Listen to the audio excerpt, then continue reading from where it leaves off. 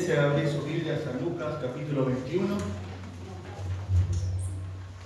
Vamos a leer el texto que hoy toca leer, estudiar. Y luego vamos a introducir el texto y lo que significa realmente.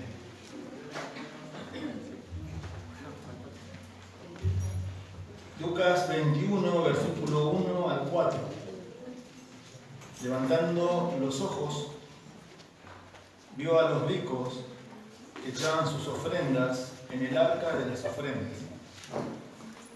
Versículo 2. Vio también a una viuda muy pobre que echaba allí 2 blancas. Y dijo: en verdad os digo que esta viuda pobre echó más que todos,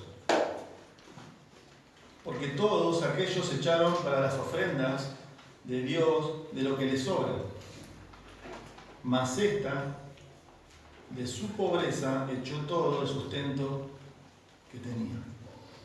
Oramos. Señor, una vez más pedimos, Señor, de la guía del Espíritu Santo, orando de la iluminación del Espíritu Santo, que podamos entender este texto, comprenderlo, y que el Espíritu Santo, Señor, aplique a cada corazón de acuerdo a lo que necesitamos. Señor, toma tu palabra, hónrala y glorifícate en ella, Señor. En el nombre de Jesús. Amén. Bueno, Lucas 21, seguimos estudiando Lucas. Y si usted piensa en su mente ahora cuando leyó el texto y le viene a memoria, vamos a ver un texto muy conocido. La mayoría, los que están acá seguramente la conocen. Si usted piensa, bueno, acá viene otra predicación de dar con sacrificio, no la voy a culpar porque es la enseñanza, podemos decir, universal de este texto, de que la mayoría se enseña en cuanto a lo que es. Pero para que entendamos mejor de lo que es lo que estamos hablando, y que lamentablemente algo el domingo pasado se dijo, el tema no es acerca de dar con sacrificio. No, la de la ofrenda. Como muchas veces quizás se le ha enseñado o nos han enseñado. Para ver un poquito por qué eso nos está enseñando y por qué el Espíritu Santo puso este texto acá, veamos un poquito de contexto. Recién hace 3 domingos volvimos a Lucas, ¿recuerdan? Estuvimos del verano predicando Efesios. Y para que entendamos mejor dónde estamos situados, el contexto, recuerden que venimos viendo Lucas, el Señor, estamos en el día miércoles ahora acá, en la última semana de Cristo en la tierra. El día lunes, recuerdan, ya hace mucho tiempo, por eso pedimos un poco el hilo de Lucas, el Señor entra a Jerusalén, ¿se acuerdan? Hosana, Hosana, bendito que viene en el nombre del Señor, lo siguen a multitudes. El día martes Él limpia el templo, por segunda vez. Y luego estamos situados ahora en el mismo día, el día miércoles, se comienza un día largo y extenso de una enseñanza continua en el templo, acerca de los líderes religiosos falsos que intentan desacreditarlo y le hacen preguntas, ¿recuerdan? Acerca de la resurrección, acerca de pagar el tributo. Todo eso sucedió el día miércoles en el templo. Fue un día largo y extenso, hasta el punto que llegaron y dijeron: no podemos preguntarle más nada.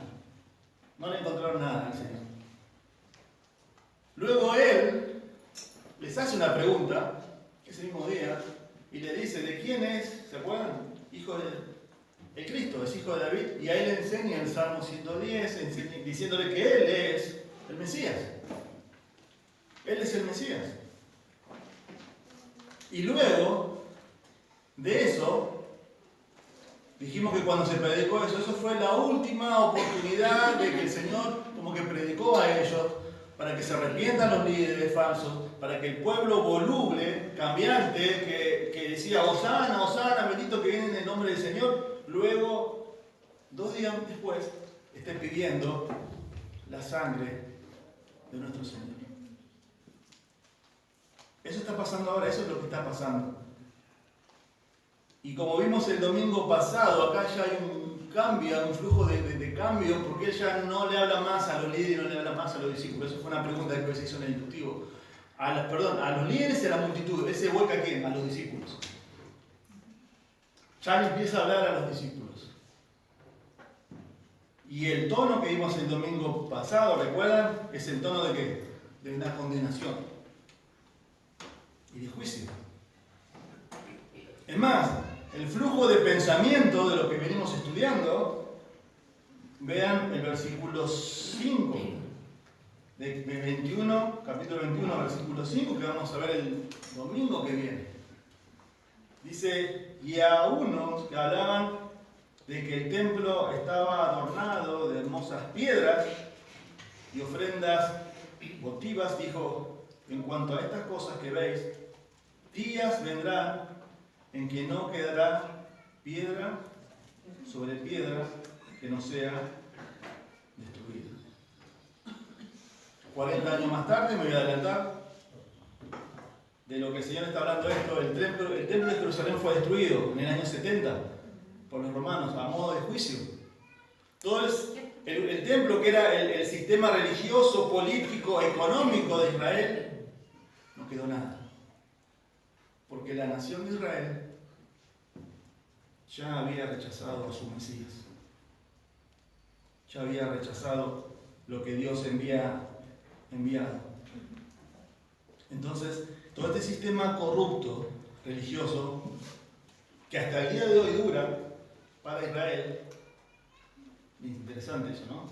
De ese año 70 hasta el día de hoy y hasta la venida de Cristo sigue, ellos están en una ceguera espiritual. La pregunta es entonces, lo que hemos leído, ya hemos leído el texto, ¿por qué esta historia está acá? ¿Por qué esta historia está, vamos a decir, encapsulada entre los versículos que vimos el domingo pasado, 45 y 47, que habla de la condenación? Hay ustedes, escribas y fariseos, que Lucas, como vimos el domingo pasado, lo abrevia, pero el mensaje total está en Mateo capítulo 23, que fue un largo discurso, extenso, que llevó para la Biblia 36 versículos. ¿Cómo encaja esta historia con la condenación que le hace a estos líderes y con lo que el Señor dice en el versículo 5 y versículo 6, que viene juicio a esa nación? Porque esta historia está encapsulada entre la condenación y el juicio. Todos los comentaristas y muchos estudios que se han hecho, muchos dicen que esta historia el tema es que contrasta entre la verdadera adoración de una persona y la falsa religiosidad. O sea que arroja un poco de luz en medio de tanta hipocresía, oscuridad espiritual. Y muchos dicen, bueno, quizás es eso el tema. Eso es lo natural que se enseña en este texto. Voy a hacer una introducción bastante extensa para que veamos qué realmente significa el texto. Y voy a darles, y esta es una pregunta de inductivo que ustedes lo tienen acá hoy, 4 interpretaciones impuestas al texto, que quizás usted alguna vez escuchó. Y quizás otra vez dijo, bueno, esto te viene hablando, qué bueno esto, lo que leímos acá, de una viuda que dio todo al Señor. ¿Por qué le digo 4 interpretaciones impuestas? ¿Qué es impuesta? Es tratar de imponer algo, pero el texto no está diciendo eso. No lo está diciendo. Y usted ya está con el contexto, que viene hablando de una condenación y acá el domingo que viene vamos a hablar de un juicio. Y esta historia está en el medio. El flujo de pensamiento de la Biblia es el mismo. La primera interpretación impuesta al texto es, quizás usted alguna vez escuchó, no es la cantidad de la ofrenda lo que importa, sino la cantidad de lo que el dador conserva. Esa es la idea. No es lo que yo tanto doy, sino lo que yo me quedo. Porque dicen, esta mujer, en comparación de los ricos, como dice el versículo 4, ellos dieron de lo que les sobraba. Ella dio todo. Otra interpretación significa que dice, otros insisten en que la ofrenda se debe medir por la abnegación del dador. O sea, como se refleja en el porcentaje dado. Quiero decirle, ¿cómo? O sea, habla del porcentaje. Ese es el punto acá.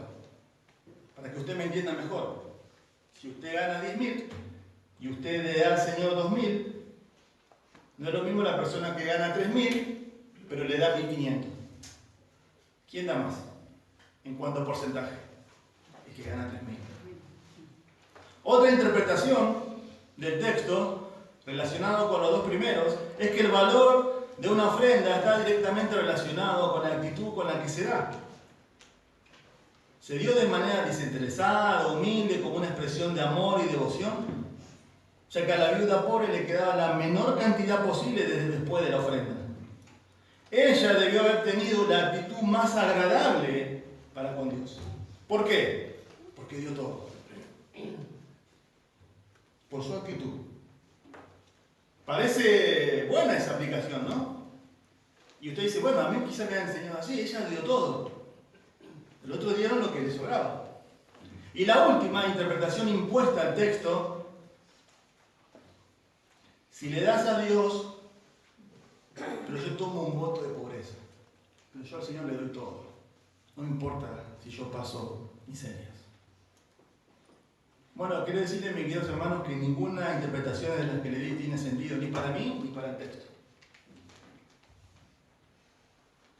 Son impuestas. Jesús, miren, no, usted está ahí, es una historia que todo el mundo podemos entenderla, comprenderla. No es un texto que enseña una gran verdad espiritual, profundidad. No es un texto que como que es una parábola y hay algo escondido ahí. No.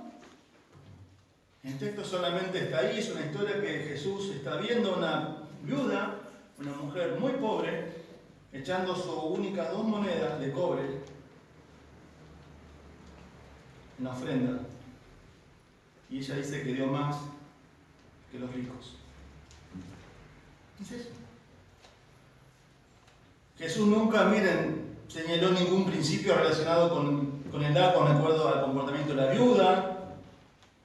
El texto relata que Él está condenando a los ricos por sus ofrendas, tampoco. Él no condena ni a los ricos ni a la viuda. Pero tampoco la elogia a la viuda y tampoco elogia a los ricos. Miren, no dice nada, no da ningún comentario, no da ningún principio. No dice, bueno, miren, discípulos, vengan, hagan como ella.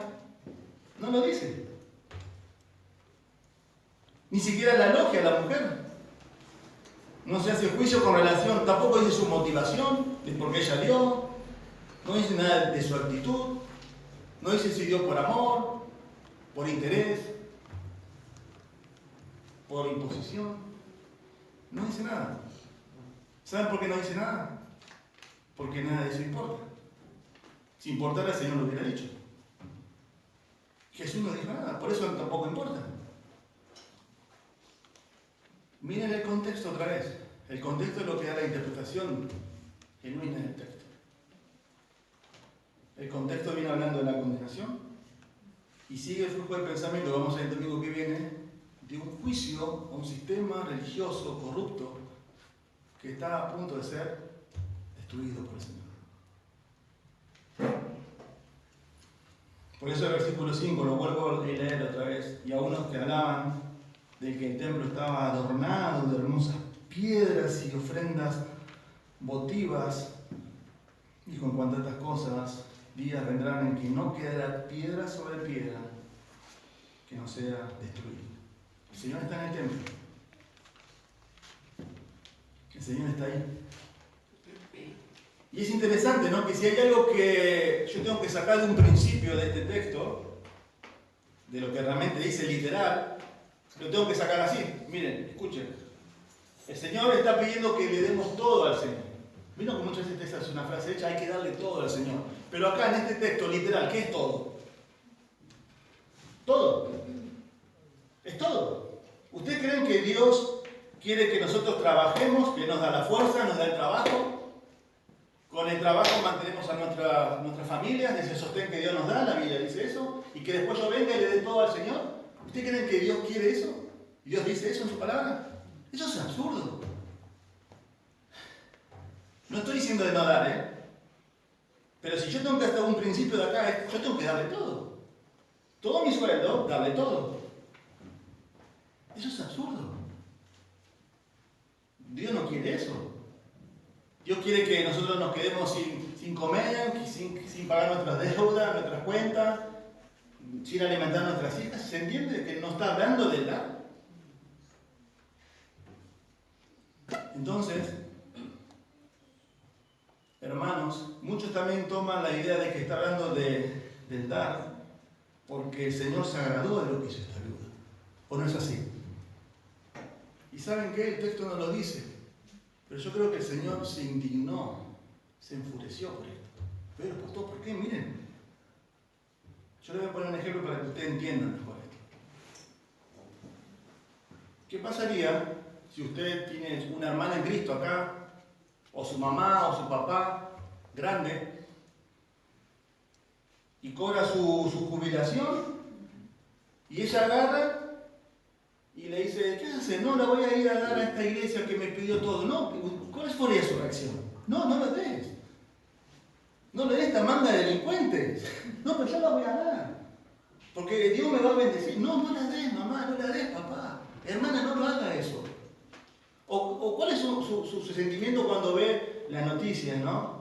Cuando vieron que le roban generalmente a los jubilados, les roban la jubilación, le hacen el cuento del tío, se dice acá en Argentina. ¿Cuál es su sentimiento? Qué desgraciados que somos. Los más pobres, los más indefensos. ¿Vieron cómo cambia la óptica de cuando se entiende el contexto? El Señor está haciendo eso con esta señora. No la alaba, no la elogia. Se indigna por lo que está pasando acá. Y hermanos, esto que está encapsulado ahí en el medio de la condenación de los escribas y fariseos, del juicio que viene a esta nación corrupta que despreció al Mesías. Este es el ejemplo gráfico, vivido, de cómo este sistema devoraba a esta gente.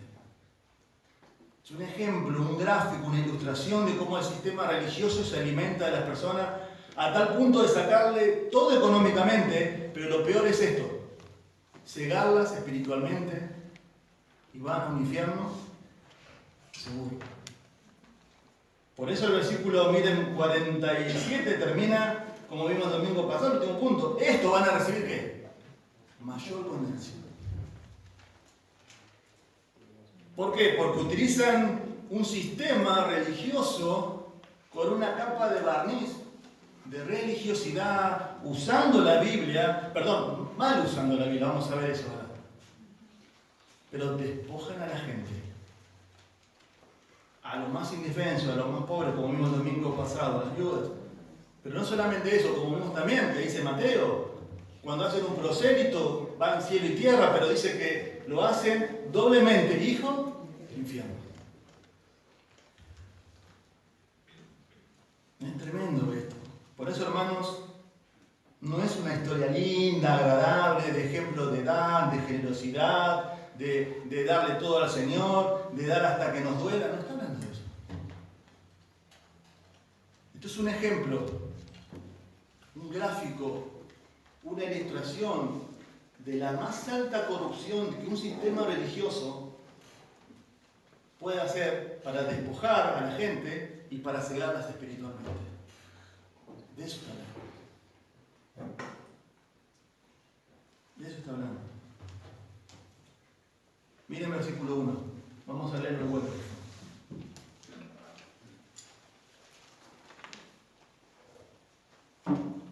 Levantando los ojos, vio a los ricos que echaban sus ofrendas en el arca de las ofrendas. Miren ahí, levantando los ojos, coma, paremos ahí. Eso parece algo que pasa, ¿no? Pero es un dato importante. Dice levantando los ojos. Si usted hace una observación ahí, lo que es obvio es que él levanta los ojos, el señal que está mirando para abajo.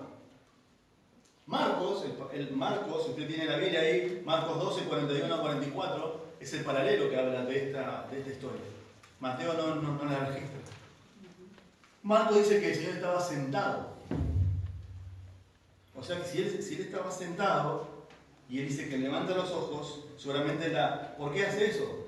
Bueno, recuerden el contexto que recién les dije. Luego de un día extenso, largo, de una gran muchedumbre, predicando, enseñando, confrontando, debatiendo,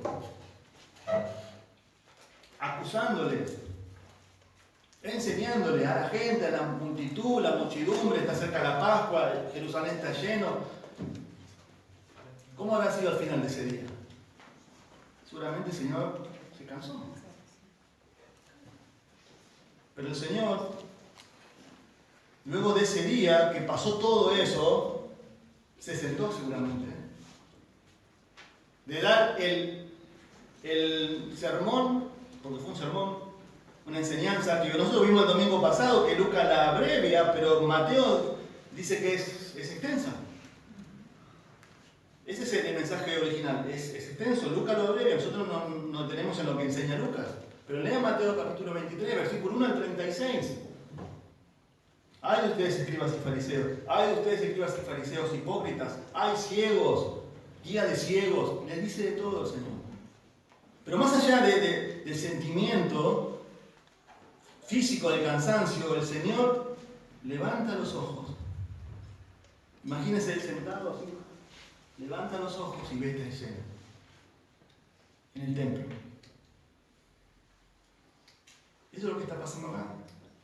Ve el sistema religioso que en vez de estar guiando al pueblo hacia Dios, los está alimentándose de ellos, los está corrompiendo, los está devorando. Ese es el cuadro, lo que el Señor seguramente le dolió en el corazón lo que está viendo, porque el Señor tenía compasión.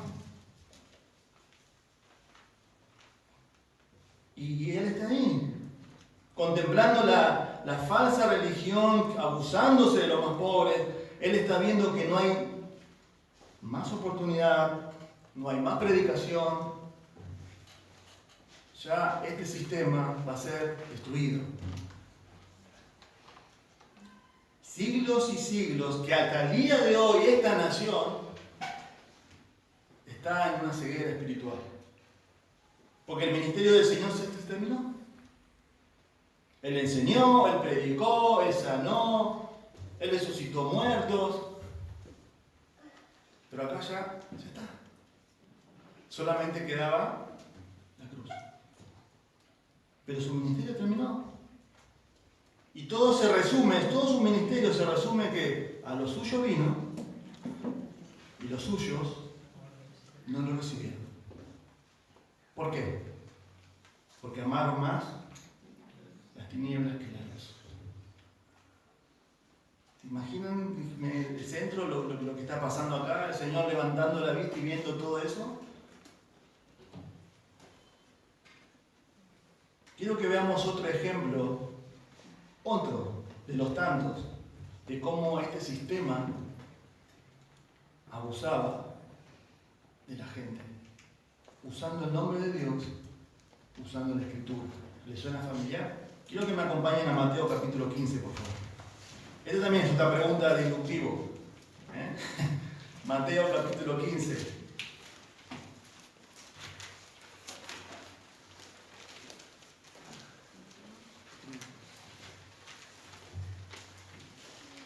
Mateo capítulo 15.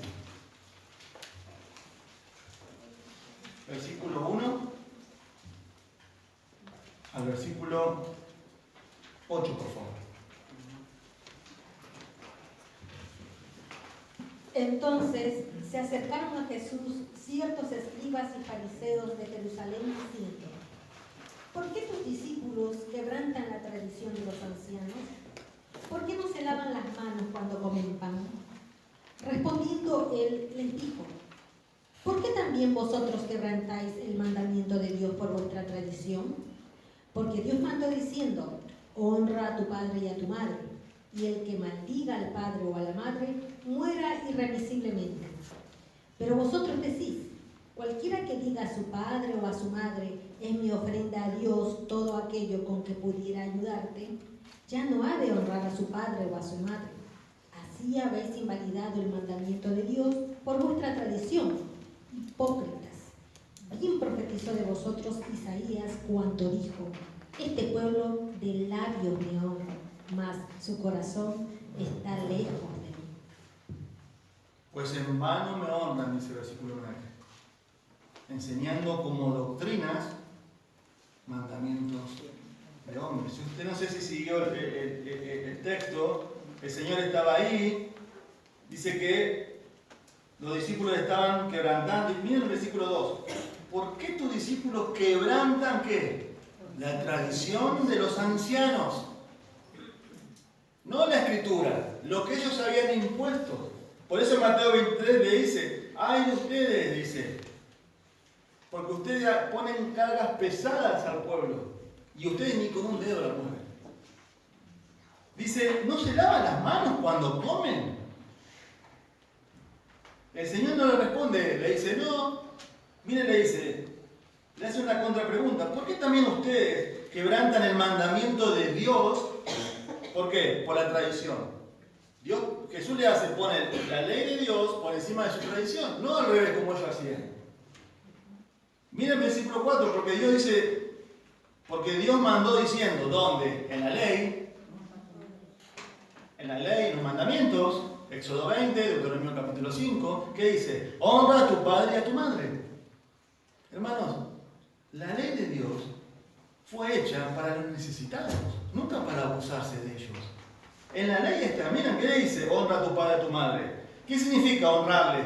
¿Solamente darle un beso? ¿Solamente llevarle un regalo el día de la madre? No significa eso. Lo que significa es que cuando tu papá y tu mamá necesitan una ayuda económica, la responsabilidad primaria de quién es? De los hijos, o sea, de nosotros.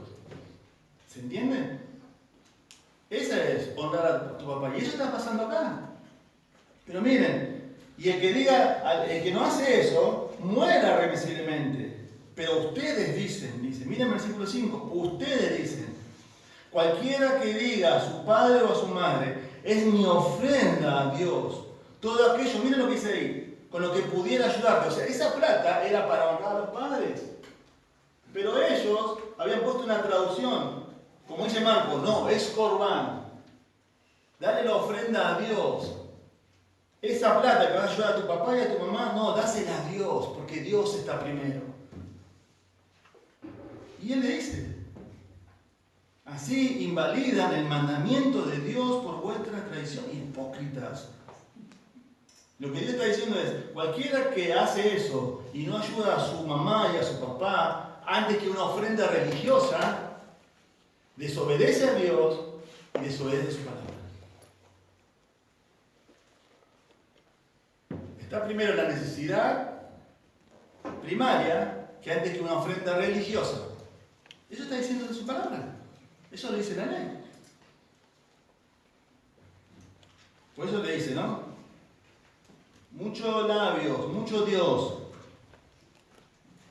pero en vano me honran, enseñando como doctrinas mandamientos de hombres. ¿Por qué ellos estaban tan interesados en que el Corbán, que le den la ofrenda y que no le den a los padres? ¿Dónde iba esa plata?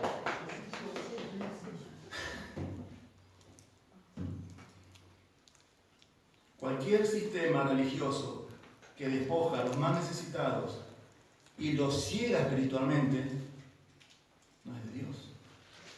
Eso es satánico. Ni siquiera hay que llamarle iglesia, eso es sinagoga de Satanás. No son iglesias. Y el Señor está ahí. Miren el versículo 21 de Lucas. Levantando los ojos, viendo el templo, viendo, ¿se acuerdan las monedas? Que tenían que venir a la Pascua y no podían entrar al templo, que había que poner una ofrenda, pero no podían entrar al templo con una moneda extranjera. Entonces había monedas ahí en el templo. ¿Quién las manejaba? Los judíos venían, pero no podían traer animales, de donde venían. Entonces tenían que entrar para el sacrificio al templo, del cordero. ¿Dónde había una venta de corderos? En el templo. ¿Quién lo manejaba? Ellos. Por eso el Señor dice, ustedes han convertido mi casa en una cueva de ladrones. Cualquier semejanza con la actualidad Es pura coincidencia, ¿no? Nada nuevo bajo el sol. Por eso el tono, hermanos, el contexto, lo que estamos viendo acá, miren, el versículo 21, no es una historia de dar generosamente, de que el Señor no la alaba, no le dice cuál es su motivación, no dice que hizo bien. El Señor le causó repulsión lo que está viendo acá. Porque esta mujer, sus únicas 2 monedas que tenía, las dio a este sistema corrupto. Y la dejó sin nada. Vamos a ver, si no me quiero adelantar. Por eso el Señor está ahí, más allá de su cansancio físico, su dolor en el corazón, porque el Señor cuando entró a Jerusalén dijo, Jerusalén, Jerusalén, la que mata a los profetas y apedrea a los que te son enviados. ¿Cuántas veces quise juntarte como la gallina junta a su polluelo? Y no quisiste, dice. Pero vendrá el día en que esto va a quedar desierto. Porque os digo que de ahora en adelante no me veréis más hasta que digas, bendito el que viene en el nombre del Señor. ¿Cuándo es eso? Hasta que Él venga. Siglos y siglos, hasta el día de hoy esta nación está en incredulidad. Y muchos comentaristas dicen que esta historia, esta ilustración, este gráfico, fue como la gota que rebasó el vaso. Diciendo, esta mujer que no tiene nada, que se quedó sin nada, va a su casa a morir. Y ahí viene el juicio, versículo 5, y sigue, ¿no? Todo el capítulo 20, y es escatológico, lo vamos a ver. Él levanta la vista y ve todo eso. Pero miren, ¿qué más ve también? Dice que echaban sus ofrendas en el arca de las ofrendas. ¿Qué es eso? Bueno, el Señor está sentado, Él está en un lugar, y él está observando el templo. El templo era algo grandísimo, majestuoso. Y estaba en un lugar que se llama el patio de las mujeres, donde mujeres y hombres podían acceder y donde había 13 cofres en forma de cuerno, donde tenían un letrero y cada cofre, cada cuerno, tenían especificado para qué era la ofrenda. Para el incienso, para los corderos, para cada cosa. Eso es lo que está diciendo ahí. Ese es el arca de las ofrendas, ese es la tesorería, sería la idea. El Señor en Mateo 6 no dijo, cuando deis, no sepa tu derecha lo que hace tu izquierda. Darlo en secreto y serás recompensado por el Padre. Ellos habían creado todo ese sistema de tesorería. La palabra ahí es shofar, son cuernos, y donde ponían 13 cofres, y la gente iba, y todo eso era público. Todo ese sistema hizo de la dádiva a Dios algo público, algo ostentoso.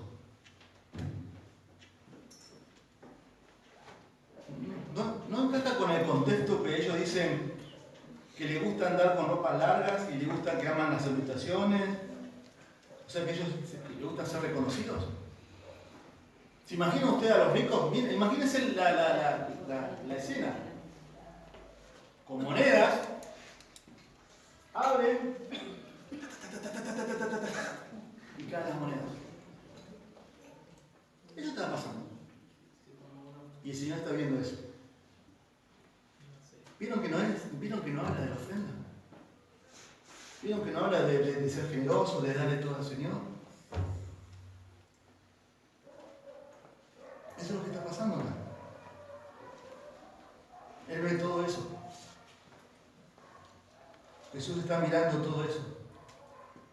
Y hermanos, el corazón de la religión falsa es el dinero.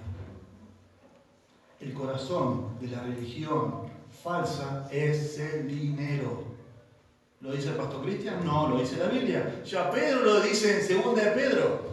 Un versículo que el domingo pasado vimos. 2 de Pedro, no lo busquen, 2. Les leo versículo 1. Pero se levantarán falsos profetas entre el pueblo.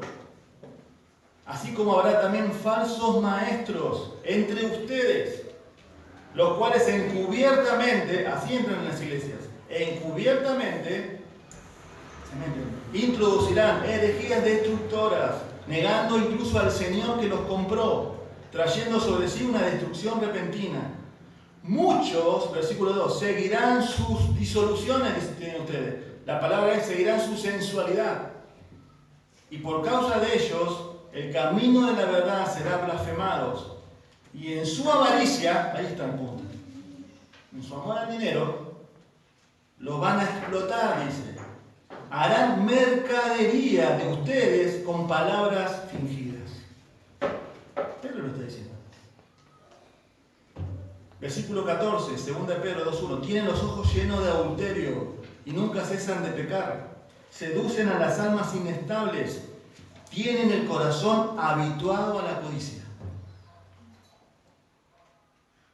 Tienen el corazón habituado a la codicia. Y sigue Pedro, y pone un ejemplo del Antiguo Testamento. Abandonando el camino recto, se han extraviado, siguiendo el camino de Balaam. ¿Recuerdan Balaam? Hijo de Beor, quien amó el pago de la iniquidad. Plata. ¿Qué hizo Balaam? No puedo maldecir a Israel, pero si hay algo, es tremendo. Este es el sistema religioso corrupto que el Señor está observando. El corazón de ese sistema, Él lo dijo ya en Lucas, ¿se acuerdan? Lo estudiamos. Guárdense, pero también dice, ellos aman la codicia. Siempre el sistema religioso exige dinero. Miren versículo ahí 2. Vio también una viuda muy pobre que echaba 2 blancas. Y también en versículo 3 dice que habla también que había ricos. La palabra ricos, versículo 1, no me quiero adelantar, dice que eran, la palabra es ploisios. Hace referencia a quienes tienen lo suficiente. O sea que quienes están totalmente abastecidos. O sea que ellos dieron, pero no es que se quedaron sin nada. No habla tampoco que son mega ricos. O sea que están en condiciones de poder dar. Esa es la idea. Pero sin embargo, miren, está ahí, versículo 2. Una viuda, dice. Viuda. Mujer. ¿Y qué dice? Y pobre. La palabra ahí, pobre, es interesante, es penichos. Describe a alguien que está en escasez y necesidad, pero no en indigencia, ¿se entiende? Eso significa, pero es interesante esto. ¿Por qué? Miren, la palabra es penichos, es una persona que tiene escasez, tiene necesidad, pero no es un indigente. Y dice ahí, miren, que ella dio 2 blancas. Bueno, esa era la traducción es lepta, era la denominación más baja de la moneda judía. Para lo que nosotros sería hoy, lo que tenemos en Argentina son centavos. Centavos. Constituía una fracción pequeña a lo que los ricos habían dado. No obstante, esta viuda muy pobre, quizás esperando comprar una bendición, siguiendo los requisitos legalistas de este sistema, la llevó a echar todo lo que tenía.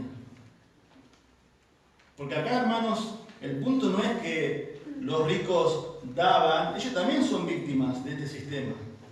Creyendo quizás comprando más bendición. Más pongo, más bendición tengo. Más pongo, quizás más rápido me puedo curar. Más pongo, quizás Dios me va a bendecir. Más pongo, quizás Dios me va a abrir las puertas del cielo.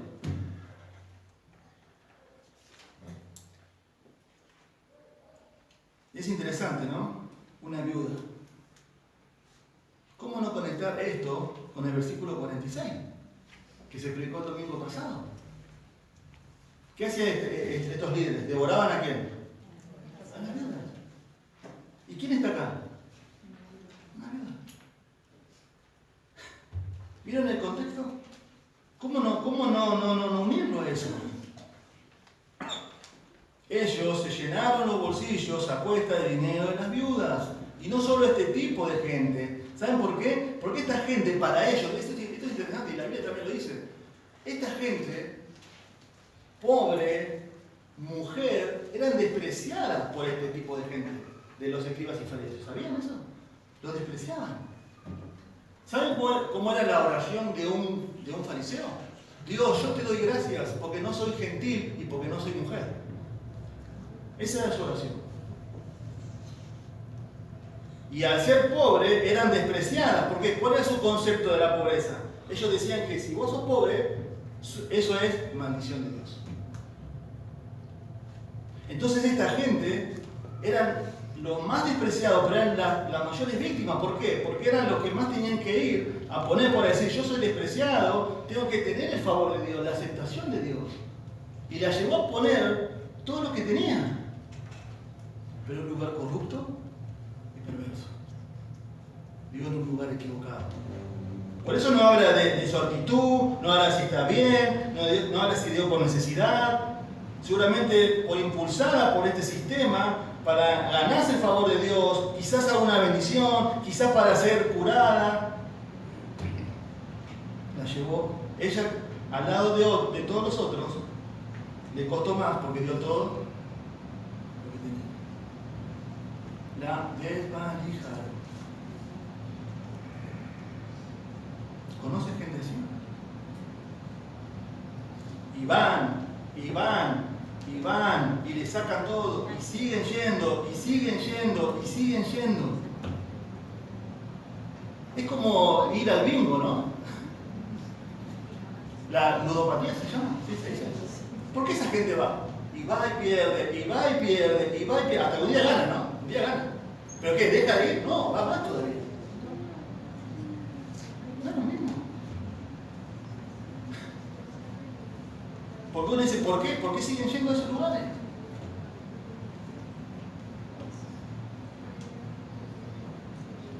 Lo que vemos aquí, que ella está atada al sistema. Y eso le costó todo. Sus últimas 2 monedas. Hacer los más necesitados, los más despreciados, son los más que acuden a estos lugares en busca de un favor divino, de una bendición, de una sanación. O lo más triste, de creer que ganan la vida eterna. Ellos le hacían creer que estaban así porque era, como dice Cash Luna, un evangelista famoso, la pobreza es un castigo divino. Y Joel Osteen, ¿conocen a Joel Osteen también? Ustedes búsquenlo, pero búsquenlo para ver, no para escucharlo. Pongan YouTube, pongan la iglesia que tiene. 16.000 personas por culto. Dice, el mensaje de Joel Osteen es una mina de oro. De hecho, el evangelio falso de Osteen funciona para él económicamente. Dice, el artículo lo deja claro. Le estoy leyendo un artículo que saqué de internet. Le hicieron una entrevista a estas personas. Osteen recibió un adelanto de $13 millones por solo un libro reciente. Con una fortuna estimada de $60 millones y una mansión listada en Zillow en $10.7 millones, su mansión, Osteen apenas vive como un fraile. Su casa en los suburbios de Houston, ahí está la iglesia de él, tiene 3 ascensores, una piscina y estacionamiento para 20 autos, incluyendo una Ferrari 458 Italia de $230.000. Pero esto no es nada. Él dice, la frase dice, negarte a ti mismo, que dijo el Señor, dice, el que dice que te niegues a ti mismo es Satanás. Tal vez la declaración más horrible de los artículos de él, de la exégesis que él hace de la Biblia, de la palabra de Jesús en la cruz, consumado es. Osteen no cree que Jesús declaró estas palabras como una atestación de su muerte inminente y la expiación terminada en la cruz. En cambio, Osteen usa este pasaje diciendo consumado es. ¿Qué es? Consumado es el delito, la depresión ha terminado, la baja autoestima está acabada, la mediocridad está terminado, todo está terminado.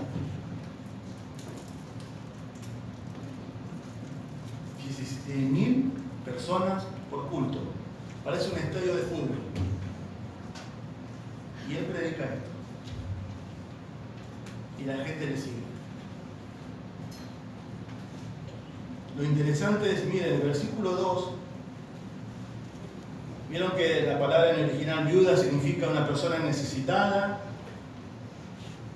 con carencias, pero no indigente. Pero en el versículo 3, y digo, en verdad os digo, que esta viuda, la palabra viuda del versículo 3 no es la misma que del versículo 2. Es nochos. Nochos. O sea que pasó de penichos a nochos. ¿Sabe lo que significa ahí la palabra griega? Indigencia total. O sea que ella entró al templo con necesidades, salió indigente. ¿Por qué? Porque no tenía más nada. No tenía más nada. Y esto es literal. Ella quizás va a su casa a morir, no teniendo nada para comer. ¿Saben que en la semana escuché una predicación de esto? ¿Y saben cómo aplicaba este texto? Decían, si a ti te cuesta dar al Señor, gózate en este texto. Porque esta mujer, el Señor sabía que Dios es el Dios de la huérfana, y al volver a su casa va a saber que Dios le va a proveer para comer. Sentido común, hermanos. Esta mujer volvió y no tenía nada. Esta mujer fue totalmente devorada por este sistema religioso satánico. Este sistema la destruyó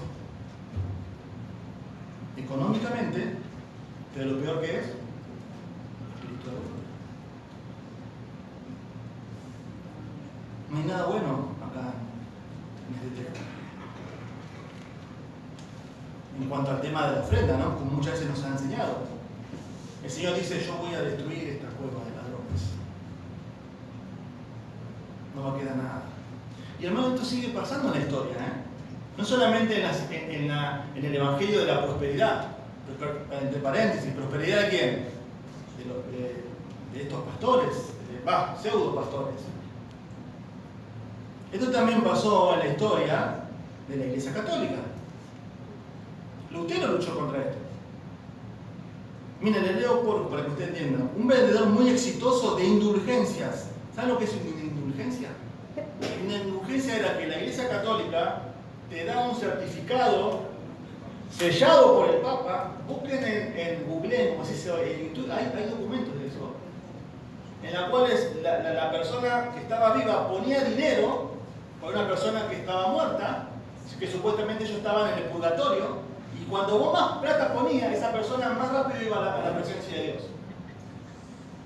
Esta persona comenzó a vender indulgencias en Alemania, recaudando dinero. Esta persona se llamó Johann Texel, un fraile, recaudando dinero para ayudar a construir. ¿Les suena familiar la Capilla Sixtina y la Basílica San Pedro? Dice así el historiador, describe un típico argumento de ventas de Texel. ¿No oyes las voces de tus familiares muertos y otros clamándote, diciéndote, ten piedad de nosotros? Las personas muertas, ¿no? Diciéndole, ten piedad de nosotros, porque estamos en horrible castigo y tormento, del que puedes redimirnos por una miseria. Esto le decía a la gente. ¿Y no lo vas a hacer? Cuando el dinero en la caja suena, el alma al cielo vuela.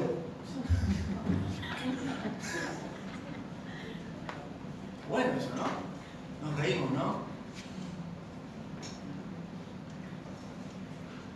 Pero, hermanos, en las pseudos iglesias, en esta sinagoga de Satanás, las personas que más son devoradas, que más son estafadas, son las personas más necesitadas. Terminando, yo me atreví a poner algunos ayes. Hay ustedes que venden el agua sagrada y sus trapos inmundos, que prometen curar algo a los enfermos y les envían su dinero. Hay ustedes pseudos predicadores que se enriquecen con la plata de los desesperados. ¿Conocen gente así? Hay ustedes pastores falsos que engañan diciendo Dios te va a hacer rico y te va a sanar de todo. Hay ustedes los que se gastan $10.000 en joyas, en ropas, en una habitación de un hotel lujoso y dicen que tienen revelación de Dios. Hay de los que andan en jets privados, en aviones privados y hacen su avaricia con el dinero de sus mentiras. No van a escapar del juicio. La Escritura dice en Santiago 1:27, la religión pura y sin mácula delante de Dios, Padre, es esta: visitar a los huérfanos y a las viudas en sus aflicciones, y guardarse sin mancha del mundo. Santiago está diciendo ahí que no es hay que ser religioso para ir al cielo.